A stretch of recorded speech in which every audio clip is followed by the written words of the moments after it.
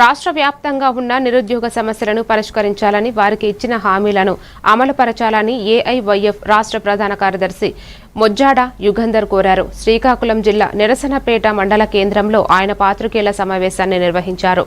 ఎన్నికల సమయంలో యువతకు ఇచ్చిన హామీలను అమలు చేయకుండా ప్రభుత్వం వారిని మోసం చేస్తోందని వారు తీవ్రంగా విమర్శించారు.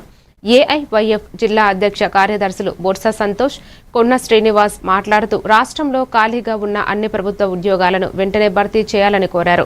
ఈ కార్యక్రమంలో ఏఐవైఎఫ్ నాయకులు R Aravind, N Sambasivaraju, Y Venu, Bhaskar, Vasu, Ramu తదితరులు పాల్గొన్నారు.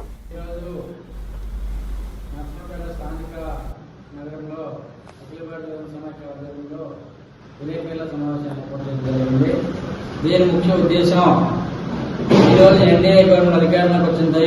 2 సంవత్సరాలు గడుస్తున్నా పూర్తి స్థాయిలో నిరుద్యోగులకి గాలి వదిలేయడం జరిగింది. ఈరోజు ఫిబ్రవరి 13వ తేదీ నుంచి అసెంబ్లీ సమావేశాలు జరుగుతున్నాయి. ఈ అసెంబ్లీ సమావేశాలైనా జరిగే కూటమి ప్రభుత్వం ఏర్పడిన తర్వాత 20 నెలలు కావస్తున్నా కూడా నిరుద్యోగ యువతకు ఇచ్చిన హామీలు అమలు చేసే నేపథ్యం ఎక్కడ కూడా కనిపించలేదు.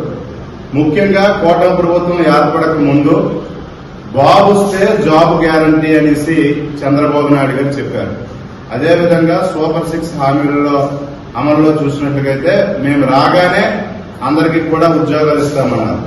అసలు బాబుస్తే భవిష్యత్తు గ్యారంటీ, బాబు ష్యూరిటీ అన్నారు.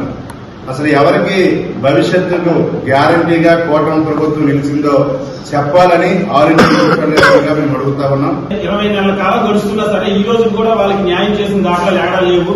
అదే విధంగా చూసుకున్నట్టయితే